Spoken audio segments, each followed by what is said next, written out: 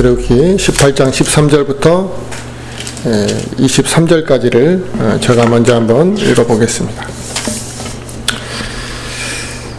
다음날 모세는 백성을 재판하기 위해 앉았고 백성은 아침부터 저녁까지 모세의 곁에 섰으므로 모세의 장인이 그가 백성에게 행한 모든 일을 보고 이르되 그대가 이 백성에게 행하는 이 일이 도대체 무엇이냐? 어찌하여 그대는 홀로 앉아있고 온 백성은 아침부터 저녁까지 그대 곁에 서 있느냐 하니 모세가 자기 장인에게 대답하되 백성이 내게로 와서 하나님께 여쭈려 하기 때문이니이다.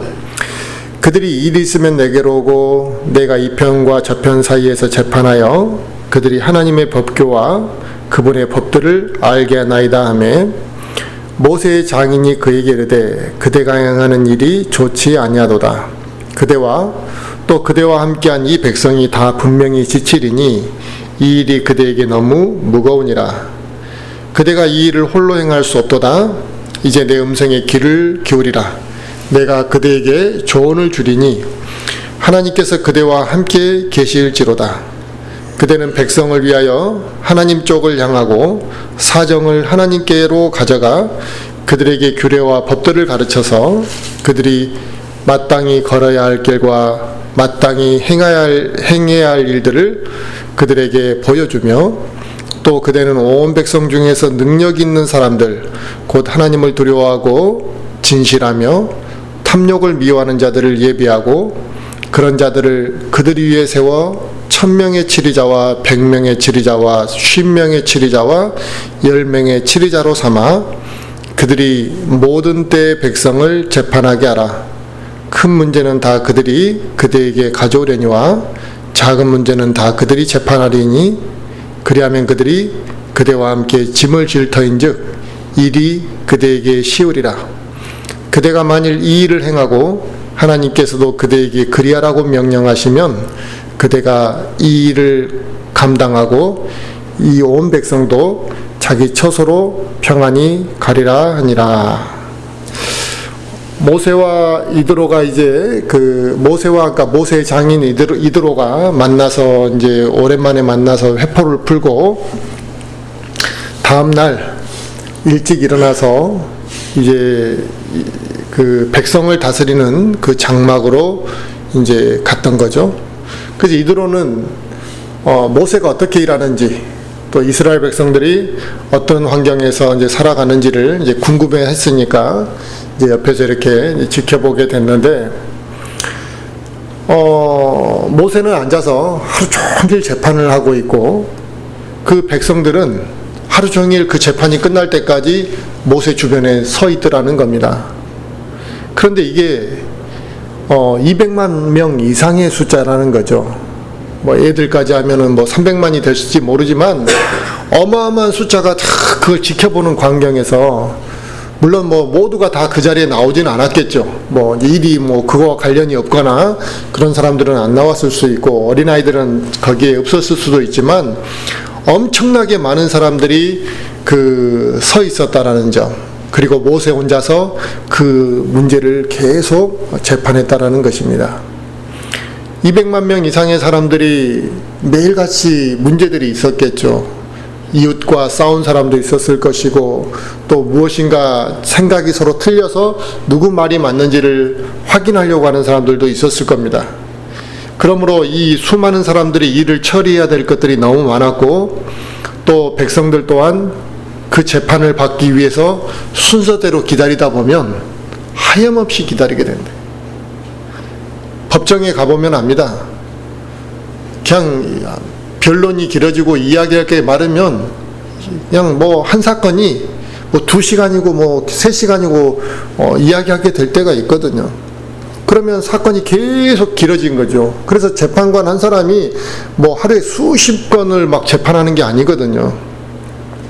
할 수 있는 범위가 정해져 있는데 그러면은 오늘 수많은 사람들이 재판을 이제 모세에게 판단을 받기 위해서 나왔는데 모세가 또 그 이야기가 길어지는 사건들이 생기게 되면 이제 오늘 일을 다 못 끝내고 또 내일 또 나와야 되고 계속 일이 그렇게 되지 않았겠냐 이거죠. 그래서 그걸 이드로가 옆에서 보고 이건 모세 당신도 힘든 일이고 백성들도 힘든 일이고 서로에게 도움이 크게 안 된다. 그래서 역할 분담을 제안하게 됐습니다. 그래서 당신은, 모세 너는 규례와 법, 하나님이 지키라고 하신 명령들, 이런 것들을 가르치는 일에만 집중하고 나머지 사사로운 일들은 사람을 뽑으라 이거예요. 백성들 중에서 하나님을 두려워하고 진실하며 또 이런 탐욕을 미워하는 사람들, 그런 사람들 중에서 재판을 할 사람을 세워서 그 사람들이 1000명을 재판하게 하고 또 100명을 재판하게 하고 50명을 재판하게 하고 이렇게 나눠서 역할을 하라는 거죠. 그 사사로운 것들은 작은 하나의 어떤 우리로 말하면 너무 가벼운 접촉사고나 이런 것들은 대법원 판결까지 받아야 될 일은 아니다 이 말이에요. 그냥 너희들끼리 간단히 합의할 수도 있는 거잖아요. 그러면 그런 것들은 10명의 치리자가 아니면 50명의 치리자, 그러니까 이제 10명 중에 그나마 순수한 사람 한 사람을 뽑았고 또 더 무엇인가 믿음이 좋고 영적으로 맑은 사람이 있으면 그 사람은 50명의 치리자로, 또 더 뭔가 연륜이 있고 더 능력이 있는 사람은 100명의 치리자로, 이런 식으로 그런 사람을 뽑아 가지고 문제를 해결하고, 당신은 백성들에게 규례와 법을 가르치는 일을 집중했으면 좋겠다. 그래서 이게 하나님의 뜻에 합당하면 당신이 그렇게 하도록 했으면 좋겠다라고 이드로가 조언을 하게 됩니다. 여기서 우리가 이제 볼 수 있는 건 뭐냐? 첫째는 모세조차도 그런 생각을 못했다 이 말이에요. 그러면 내가 영적인 지도자 또 영적인 스승이라 그래서 전지전능한 건 아니잖아요. 놓치고 있는 것들이 있을 수 있다 이거예요. 또 저 입장에서는 보지 못하는 문제가 생길 수 있다 이 말이에요. 그랬을 때 어떤 객관적인 사람이, 하나님이 그 객관적인 사람을 통해서 조언하도록 하시는 경우들이 있다 이거예요. 지금 이드로의 조언은 하나님의 뜻에 타당한 거였기 때문에 하나님께서 이드로를 사용하셔서 조언하는 개념이 되는 거죠. 그래서 하나님께서 어떤 사람을 통해서 나에게 그와 같은 조언을 할 때 우리는 그것을 받아들일 수 있는 자세가 되어 있어야만 된다. 만약에 모세가 그럴 수도 있잖아요.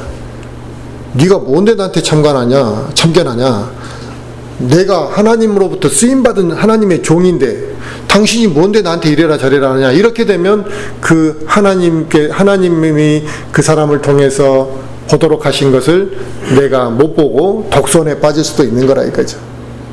그래서 이 이드로도 겸손한 사람이지만 또 모세도 그와 같은 것들을 분별할 수 있는 사람이었다라는 걸 알 수가 있는 거죠. 그래서 이런 조언자, 이 조언자의 객관적인 또 그런 조언들을 받아들일 수 있는 그런 마인드가 얼마나 중요한가를 알 수 있고, 또 하나는 아무리 능력이 뛰어난 사람도 조력자가 없으면 쉽지 않다라는 겁니다. 그래서 교회는 짐을 나눠질 수 있는 게 교회입니다. 나눠질 수 있을 때 교회가 역동적으로 움직일 수가 있는 겁니다. 그런데 교회의 그 짐이 목회자에게만 너무 이렇게 과중되어 있으면 모세가 하루 종일 지치고 또 백성들도 피곤해 한다 이 말이에요. 그러니까 저희도 일꾼들이 이렇게 다양하게 또 채워지지 않고 있다 보니까 그 피로감이 저에게도 굉장히 과중되는 부분이 있죠. 십몇 년 동안 계속 혼자 모든 것들을 맡아왔다. 물론 조금씩 이제 역할을 감당해주는 경우들이 이제 생기긴 하지만 사실 더 많은 역할 분담이 이루어져야 된다 이거죠. 그리고 저는 말씀 연구와 선포에만 집중하고 또 성도들에 대해서 양육하는 데에만 신경을 쓰게끔 돼야 되는데, 먹고 사는 문제도 신경을 쓰고 또 교회 사사로운 문제도 신경을 쓰고 밥하는 걸 신경 쓰고 모든 걸 신경을 쓰게 된다면 이제 그 짐의 가중이 너무나 커질 수밖에 없다 이 말이죠. 그래서 교회도 결국은 역할 분담이 이제 필요하다는 것입니다. 자, 24절부터 또 마지막까지 한번 효령이가 한번 읽어주세요. 이에 모세가 자기 장인의 음성에 귀를 기울이고 그가 말한 모든 것을 행하여 온 이스라엘 중에서 능력 있는 사람들을 택하고 그들을 백성의 우두머리 또 1000명의 치리자와 100명의 치리자와 10명의 치리자와 10명의 치리자로 삼음해 그들이 모든 때에 백성을 재판하되 어려운 사건들은 모세에게 가져오고 작은 문제는 다 스스로 재판하더라. 모세가 자기 장인을 떠나가게 하니 그가 자기 길로 자기 땅으로 돌아가니라. 네, 그래서 이제 이스라엘 백성 중에 1000명의 치리자, 또 100명의 치리자, 10명의 치리자, 50명의 치리자들을 뽑아서 이제 백성들 안에 일어나는 문제들을 처리하는 이 체계를 이제 드디어 이제 갖추게 됐다라는 것이죠. 자, 출애굽기 이제 19장으로 넘어가게 되면 출애굽기 19장에서부터는 이제 하나님의 법과 약속들에 대해서 출애굽기 19장부터 쭉 이제 이어지게 되는데 이 언약이라는 말이 이제 더 자주 등장하게 됩니다. 그래서 이 언약이라는 것은 율법이라는 말로 이제 쓰이기도 하고 하나님의 법이라는 이렇게 이제 말하기도 하고 또 모세의 법이라고 이렇게 말하기도 합니다. 그런데 이 율법은 세 가지 유형으로 나눠져 있습니다. 그러니까 그 법이 그냥 뭐 아무 법이 이제 그냥 뭐 중구난방으로 기록되어 있는 것이 아니라 좀 유형이 나눠져 있는데 첫째는 그 도덕법입니다. 그러니까 우리가 볼 때 이제 옳고 그름 그 도덕적인 그 윤리적이고 또 옳고 그름의 그 도덕적인 법을 이 율법에 기록하고 있는데 그게 대표적으로 이제 우리가 알고 있는 십계명이 이제 그런 거고요. 그 다음에 또 이 율법에는 어떤 유형의 이제 법이 있냐면 종교와 제사와 관련된 법들이 있습니다. 그러니까 이렇게 하나님 며칠날 뭘 하나님 앞에 드리고 뭐 어떻게 나가고 남자는 무엇을 하고 이날이 되면 무엇을 하고 막 절기에 대한 이야기 의식법이 있잖아요. 그래서 이 의식법이 이제 그 있고 또 하나는 이제 그 일상에서 일어날 일들에 대한 그 법, 그러니까 누가 누구에게 피해를 끼쳤을 때는 어떻게 보상을 하고 또 누가 누구에게 뭐 이랬을 때는 어떻게 하고 이런 그 우리로 말하면 민사법 같은 거 그래서 일상의 그 민사를 다루는 이러한 법이 이제 율법 안에 있습니다. 그래서 이 율법은 이제 도덕법과 의식법과 민사법 이 세 유형으로 나눠서 볼 수 있는데 그 세 가지로 이렇게 좀 분류될 수 있다. 그런데 이게 아무튼 하나의 율법으로 이제 이스라엘 백성들에게 가르쳐지게 되는 겁니다. 자, 19장 1절부터 4절을 한번 읽어주세요. 이스라엘 자손이 이집트 땅에서 나올 때 셋째 달에 바로 그날에 그들이 시내 광야에 이르렀더라. 그들이 르비딤에서 떠나 시내 사막에 이르러 광야의 장막을 치되 이스라엘이 거기서 산 앞에 진을 쳤더라. 모세가 하나님께 올라가니 주께서 산에서 그를 불러 이르시되 너는 이같이 야곱의 집에게 말하고 이스라엘의 자손에게 구하라.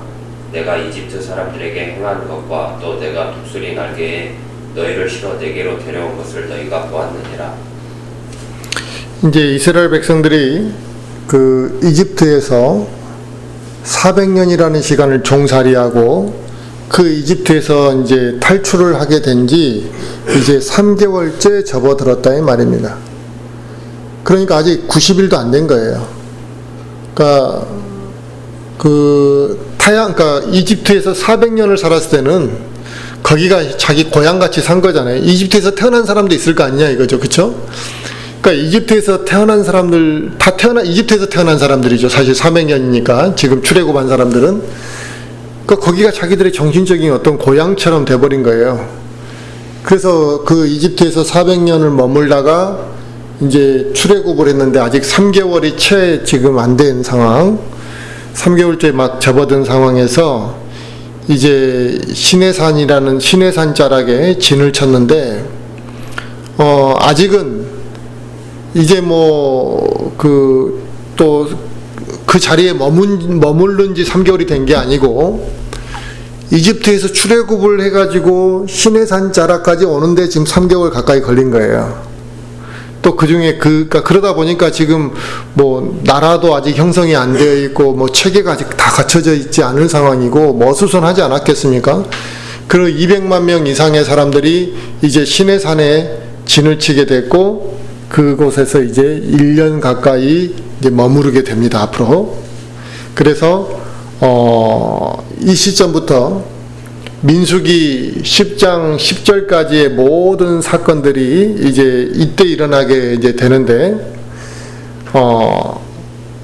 결국은 이제 민수기 10장 10절까지는 이스라엘 사람들이 시내산을 떠나서 이제 약속의 땅으로 진군하기 직전까지의 이야기들이 이제 민수기 10장까지의 이야기가 이제 그 내용입니다. 그러니까 굉장히 이제 긴 이야기가 지금 이 1년 동안 시내산 근처에 시내산 윗자락에 머물렀을 때 이제 이야기들이 이제 막 많은, 그러니까 이때 막 하나님께서 많은 것들을 이제 체계를 세우고 알려주시고 모세를 통해서 훈련하게 되는 이제 그 시간이 이제 되는 것이죠. 여기서 이제 내가 독수리 날개에 너희를 실어라는 표현이 나옵니다. 그런데 이 4절에 내가 독수리 날개에 너희를 실어 내게로 데려온 것을 너희가 보았느니라 그랬는데, 지금 이스라엘 백성들이 이 시내산까지 올 때 독수리 날개를 타고 온 건 아니잖아요. 실제 독수리를 타고 온 건 아닌데, 여기에 표현은 내가 독수리 날개에 너희를 실어 여기까지 왔다라는 그 의미로 지금 그렇게 지금 표현을 했다 이 말입니다. 이 말을 딱 들었을 때 우리 머릿속에 떠오르는 구절이 생각이 나야만 됩니다. 요한계시록을 배웠다면. 요한계시록에도 이와 같은 구절이 있습니다. 먼저 신명기 32장을 한번 먼저 보겠습니다.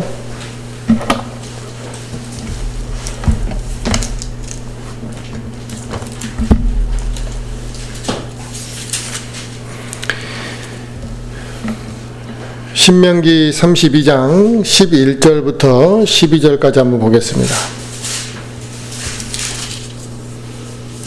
신명기 32장 11절 12절 말씀을 보시면, 독수리가 자기 둥지를 휘저으며 자기 새끼들 위에 너풀거리고 자기 날개를 펴서 새끼들을 받으며 자기 날개 위에 그것들을 엎는 것 같이 주께서 홀로 그들을 인도하셨고 그분과 함께한 이방신이 없도다 그랬습니다. 아멘.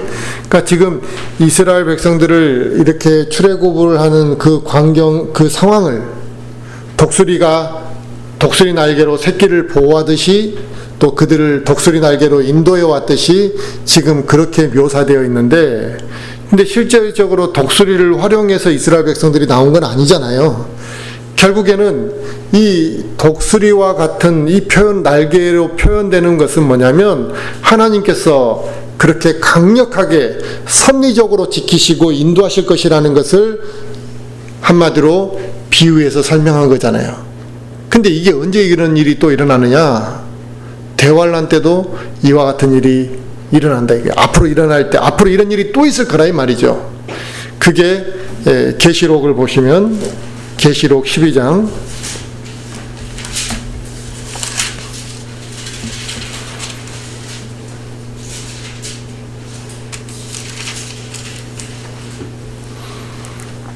14절 보겠습니다.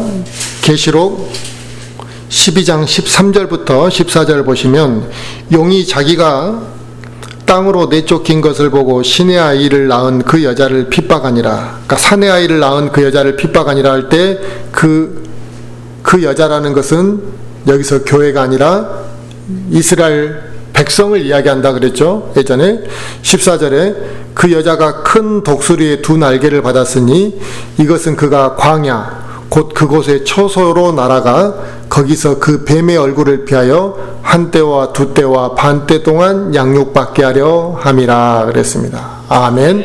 그러니까 이때도 뭐냐, 이스라엘 백성이 나중에 대환란 때가 되면, 그러니까 이 세상의 끝자락이 됐을 때 환란이 일어난다 이거예요. 적그리스도가 오고 이스라엘 백성들을 막 다 죽이려고 하는 이런 일이 발생할 때, 이때 3년 반 동안 하나님이 섭리적으로 지켜주시는데, 그때 그 사건을 지금 뭐라고 표현했냐면 독수리의 두 날개로 이렇게 표현되어 있다 이 말입니다. 그러면 지금 이 이집트에서 출애굽을 해서 광야에서 시내산까지 오는 이 표현을 독수리의 날개로 표현했고, 또 앞으로 일어날 일 중에서 이스라엘 백성들이 대환란 때 그렇게 도망가서 살아야 될 때 그 표현을 독수리 날개로 표현했다면, 이게 지금 연관성이 있는 거잖아요. 그래서 나중에 이스라엘 백성들을 하나님께서 어떻게 먹이시고 보호하시는지를 우리가 알 수 있다는 것입니다. 자, 마태복음 24장도 한번 보겠습니다.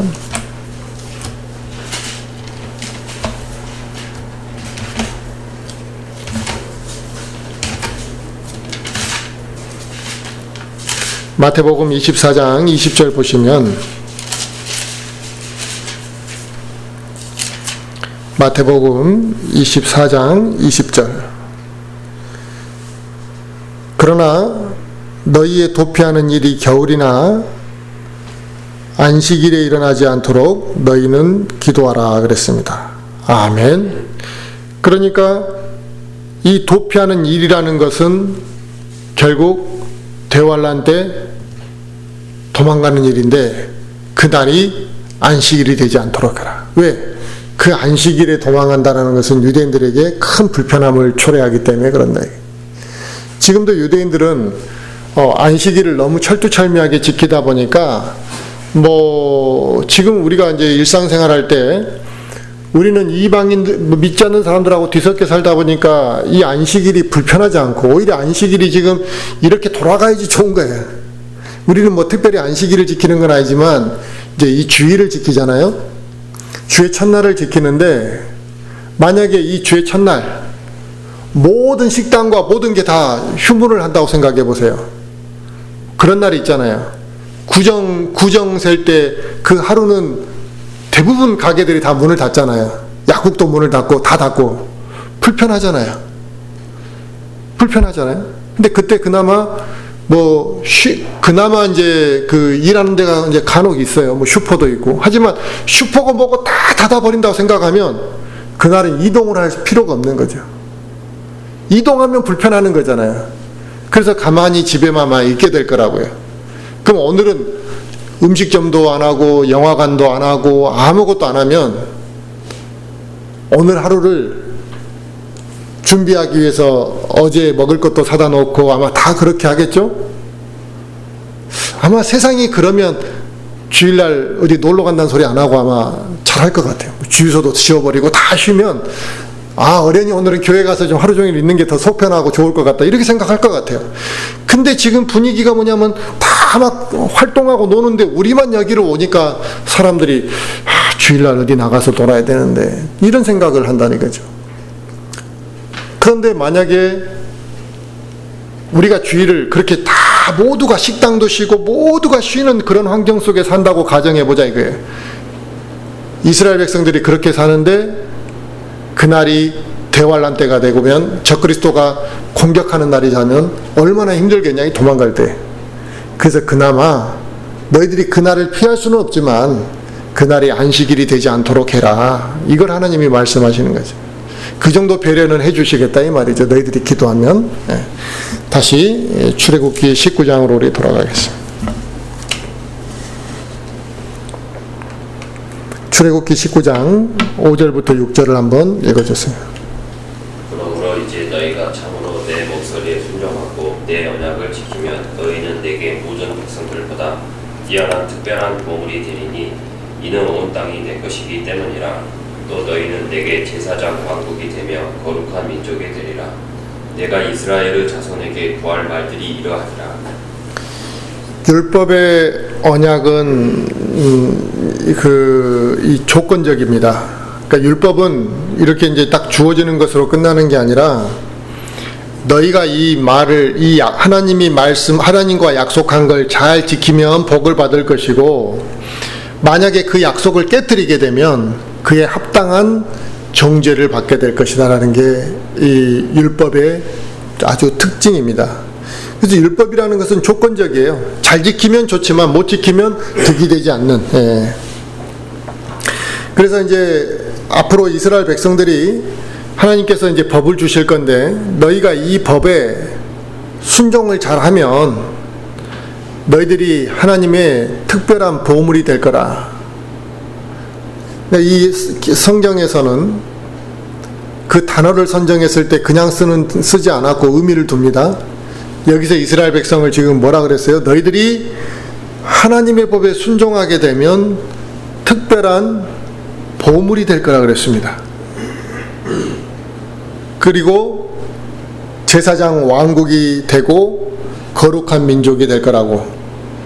근데 이 보물이라는 단어가 언제 또 나오냐면 나중에 마태복음에 가면 천국 비유를 할 때 그 보물을 밭에 숨겨놓는 이야기가 나오잖아요. 그래서 나중에 그 밭을 다 사게 되는 그 보물 때문에 이때 그 보물이 누구냐? 이게 교회가 아니라 이스라엘 백성을 이야기한다라는 것을 우리가 알 수 있는 거죠. 여기서 지금 이스라엘 백성들을 특별한 보물이 될 거라고 이렇게 지금 표현을 했잖아요. 그래서 성경에는 이 맥락이 같이 쓰이게 되는 경우들이 앞에서 그 단어를 썼을 때 뒤에서 그 단어를 써서 같이 통용되게 하는 경우들이 매우 많습니다. 근데 여기서 너희가 하나님의 법에 순종하게 되면 너희 이스라엘 백성들은 하나님의 특별한 보물이 될 것이다 이 말이에요. 그리고 하나님 나라의 하나님의 그 제사장 왕국이 될 것이고 거룩한 민족이 될 것이다. 이런 복을 너희가 받을 것이다 이 말이죠. 자, 7절부터 9절을 한번 또 읽어주세요. 모세가 와서 백성의 장로들을 불러 주께서 자기에게 명령하신 이 모든 말씀을 그들의 얼굴 앞에 내놓음에 온 백성이 함께 응답하여 이르되 주께서 말씀하신 모든 것을 우리가 행하리이다 하니 모세가 백성의 말을 주께 전하매 주께서 모세에게 이르시되 보라 내가 짙은 구름 가운데서 내게 임한 것은 내가 너와 말할 때 백성이 듣게 하려 함이며 또한 영원히 내 말을 믿게 하려 함이니라 하시니라. 모세가 백성의 말을 주께 고하였더라. 모세는 이제 그 장로들을 다 불러가지고 하나님이 하신 말씀을 쫙 이야기했습니다. 너희가 하나님의 명령을 언약을 잘 지키면 이런 복을 받을 거고 하나님의 그 언약을 지키지 않으면 이런 정죄를 받게 될 거에 대해서 이제 말을 했겠죠. 그러니까 이제 백성들은 우리는 하나님의 명령에 순종하겠다 그랬다 이 말이에요. 근데 문제는 하나님이 뭘 시켰는지 아직 정확히 몰라요. 하나님이 지금 무엇을 약속으로 주실지도 아직 정확히 모르는데 이들이 순종할 걸 약속했다 이 말이에요. 또 우리가 하나님 앞에 순종하는 것도 사실은 그거예요. 따지고 나서 하나님 내가 좀 이건 나한테 뭐 특별히 손해가 아니니까 내가 하나님 말씀에 순종하겠습니다. 이게 아니라 하나님이 명령하시는 게 무엇일지라도 내가 모르지만 그 하나님의 명령이 무엇일지라도 내가 순종하겠다라는 마음이 사실 필요한 거거든요. 그래서 이 모세가 백성들이 그 말을 순종하겠다고 하는 그 말을 하나님께 이제 이렇게 전했더니 하나님께서 특별하게 그 현현으로 나타나셔서 이제 그 백성들이 이제 하나님의 그 약속을 믿게 하고 또 모세가 또 모세에게 하나님께서 확신을 주시게 되는 이 과정이 지금 여기 7절부터 9절까지의 내용으로 기록되어 있습니다. 자, 그 다음 이제 10절부터 13절까지를 한번 또 읽어주세요. 주께서 모세에게 이르시되 백성에게 가서 오늘과 내일 그들을 거룩히 구별하라. 또 그들이 자기들의 옷을 빨게 하고 셋째 날을 예배하게 하라. 셋째 날에 주가 온 백성의 눈앞에서 시내산 위로 내려오리라. 너는 백성을 위하여 사방의 경계를 정해주고 이르기를 너희는 스스로 조심하여 산에 오르거나 산의 경계에 닿지 말라. 누구든지 산에 닿는 자는 반드시 죽임을 당할 것이니라. 그것에 손을 대지 말라. 오직 그는 반드시 돌로 치거나 관통시킬지니 그것이 짐승이든지 사람이든지 살지 못하리라. 나팔을 오랫동안 불거든 그들이 산으로 올라올지니라 하라. 하나님께서 이제 그 백성들이 하나님의 명령에 순종하겠다고 이제 이야기하니까 하나님께서 모세에게 백성들을 어떻게 하라고 했냐면 거룩히 구별하라 그랬습니다. 그러니까 그냥 그래 너희들은 저쪽에 가서 조용히 있어 이게 아니라 지금 거룩히 구별하라고 했는데 그 거룩히 구별하는데 거룩히 구별하려면 어떤 행위가 따라야 되는 거란 말이에요. 그래서 어떻게 거룩하게 구별할 거냐? 자기 옷을 빨아라 그랬다 이 말이에요. 이것은 이제 우리가 나중에 이제 표현하게 될 때 이 성화라는 표현을 하게 됩니다. 성화, 거룩하게 되었다.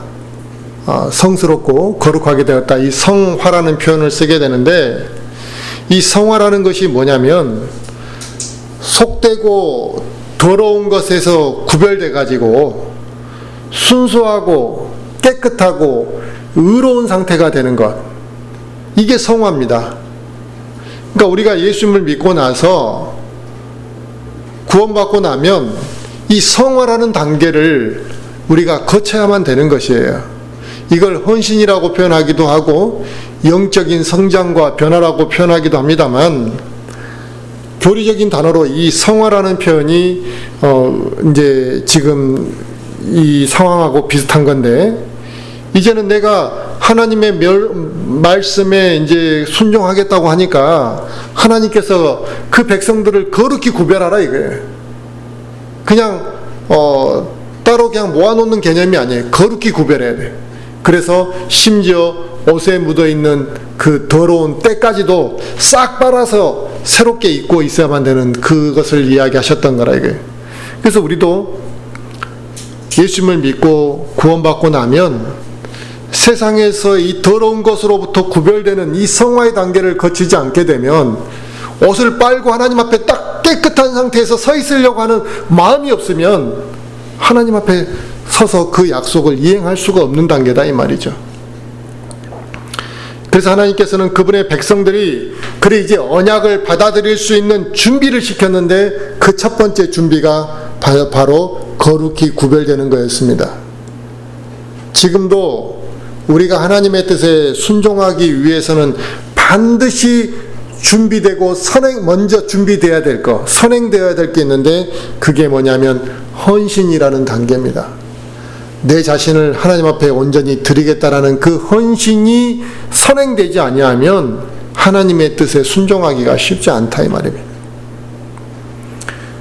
그리고 이스라엘 백성들이 있는 곳에 이제 하나님의 임재가 나타날 것을 말씀하셨습니다. 이제 내가 곧 너희들이 있는 그 시내산에 나타날 건데 그 시내산에 경계를 뒀다 이 말이에요. 하나님의 임재가 나타날 범위에 경계를 뒀는데 그 경계를 넘어서지 말라 이거예요. 왜? 하나님은 거룩하신 분이기 때문에 그분이 나타나는 그 범위 안에 더러운 인간이 들어간다는 것은 허락되지 않았다 이 말이에요. 그래서 그 경계를 넘어서는 자가 있다면 그게 혹여나 짐승일지라도 다 죽게 될 거라고 이야기하셨다. 엄격하게 말씀하셨다. 이게 얼마나 우리가 주의해서 눈여겨봐야 되냐면 이게 하나님의 거룩이에요. 감히 그 거룩한 범위 안에 우리가 1cm도 넘어갈 수 없는, 그리고 우리가 어떤 자세로 지금 하나님의 현현을 바라봐야 될지.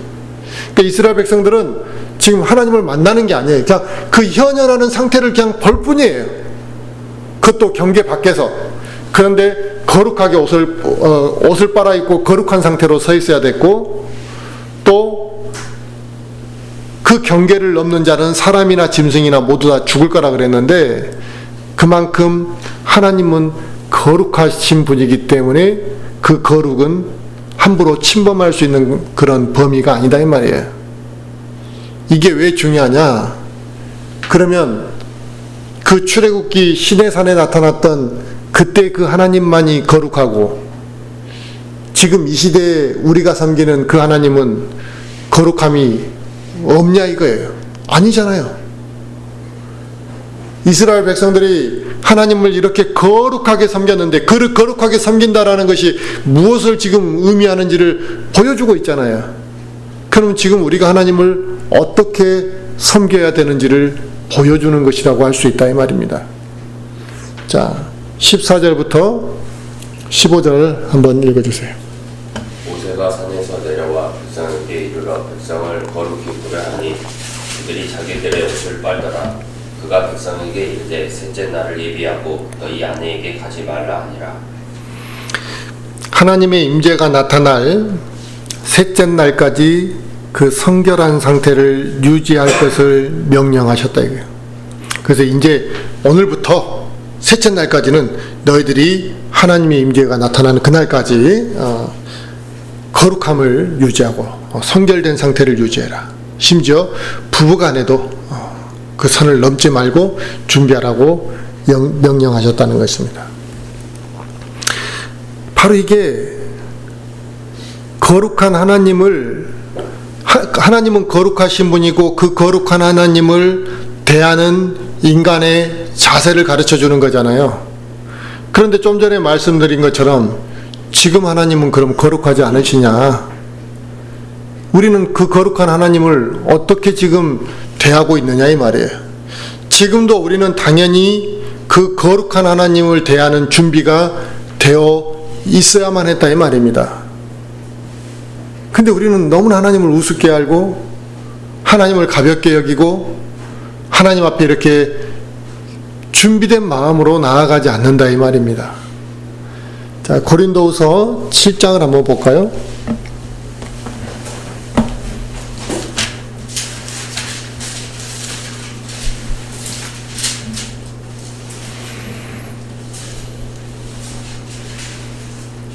이 고린도후서 7장 1절을 보시면 신약교회 교리적으로 우리한테 가르치는 이제 교회에게 이야기하는 내용인데 고린도후서 7장 1절에 그러므로 극진히 사랑하는 자들아 우리가 이 약속들을 가졌은즉 하나님을 두려워하는 가운데 거룩함을 완전히 이루어 육과 영의 모든 도로움에서 우리 자신을 깨끗하게 하자 그랬습니다. 아멘.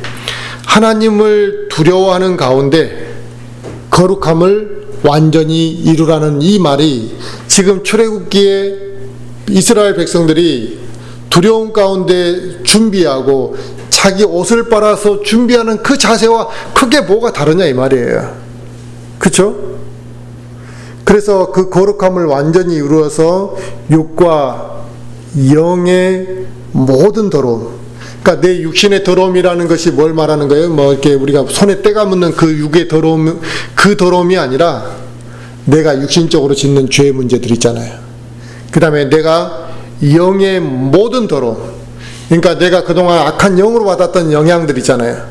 영적인 그 잘못된 사상들이나 영적인 영향에서 우리를 이제는 벗어서 그런 걸 벗어버리고 우리 자신을 깨끗하게 하자 이거예요. 왜? 이제 우리는 새 사람이 되었으니까. 새 사람이 되었으니까 우리 육과 영을 깨끗하게 해야 되는데 하나님을 두려워하고 그 거룩함을 유지하기 위한 그 마음이 우리에게 있다면 당연히 그렇게 해야 된다 이 말이죠. 자, 다시 출애굽기 19장으로 돌아가세요. 16절부터 17절을 한번 읽어주세요. 셋째 날 아침에 천둥과 번개와 짙은 구름이 산 위에 있고 나팔 소리가 심히 크므로 진영에 있던 온 백성이 떨더라. 모세가 하나님과 만나려고 백성을 데리고 진영에서 나오매 그들이 산 기슭에 섰더라. 이제 시내산에 하나님이 이제 임하신 거죠. 시내산에 하나님이 임하셨는데 천둥과 번개 소리가 있었고 여기서도 나팔 소리가 났다 그러네요. 근데 나팔 소리가 심히 크므로 백성들이 두려워했다는 것입니다. 근데 이 나팔 소리가 또 언제 나요? 나중에 대환란 때 나팔 소리가 나잖아요. 근데 그 나팔 소리가 어마어마한 소리가 될 수도 있는 거잖아요. 그때도 대환란 때 천둥과 번개가 치잖아요. 근데 심히 두려워했다 이 말입니다. 그래서 이 주님의 재림 때의 모습과 시내산에 지금 하나님이 임재하시는 그 상황이 비슷한 부분이 있다 이거죠. 자, 18절부터 마지막까지 한번 읽어주세요. 시내산이 온통 연기로 자욱하니 이는 주께서 불 가운데서 그 위로 내려오셨기 때문이더라. 그곳의 연기와 하루의 연기같이 위로 올라가고 온 산이 크게 진동하더라. 나팔 소리가 오랫동안 나며 점점 더 커질 때에 모세가 말한즉 하나님께서 그에게 음성으로 응답하시더라. 주께서 시내산에 곧 그 산의 꼭대기에 내려오시고 주께서 그 산의 꼭대기로 모세를 부르시니 모세가 올라가매 주께서 모세에게 이르시되 내려가서 백성에게 명하라. 그들이 자세히 보려고 돌파하여 주에게로 오다가 그들 중에 많은 사람이 죽을까 염려하노라. 또 주에게 가까이 오는 제사장들도 자신을 거룩히 구별하게 하라. 주가 그들을 향해 돌격할까 염려하노라 하시니 모세가 주께 아뢰되 주께서 우리에게 명하여 말씀하시기를 산 주변의 경계를 정하고 산을 거룩히 구별하라 하셨사온즉 백성이 시내산에 오르지 못하리이다 하매 주께서 그에게 이르시되 가라. 너는 내려가서 아론과 함께 올라오고 제사장들과 백성이 돌파하여 주에게로 올라오지 못하게 하라. 그가 그들을 향해 돌격할까 염려하노라 하시니라. 이에 모세가 백성에게 내려가서 그들에게 말하니라.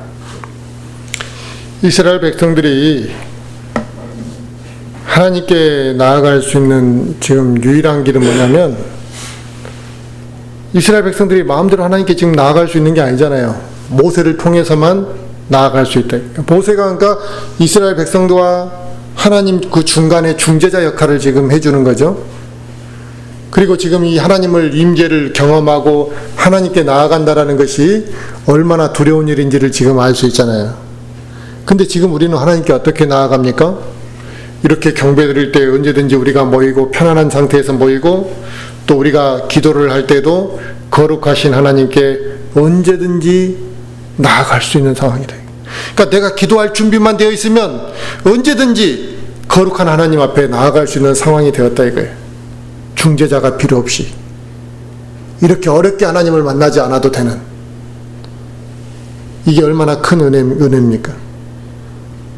지금 이스라엘 백성들이 하나님의 임재를 한번 경험하기 위해서 얼마나 어려움과 또 두려움과 불편함이 있냐 이게. 근데 지금 우리는 언제든지 하나님 앞에 나아갈 수 있는 그 은혜를 입었다 이거예요.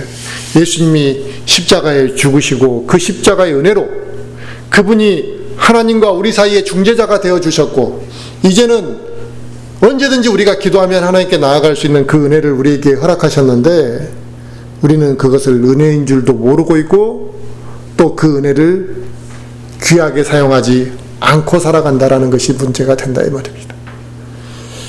자, 이 시간에 먼저 오전에는 여기 19장까지 하겠습니다. 제가 기도하겠습니다.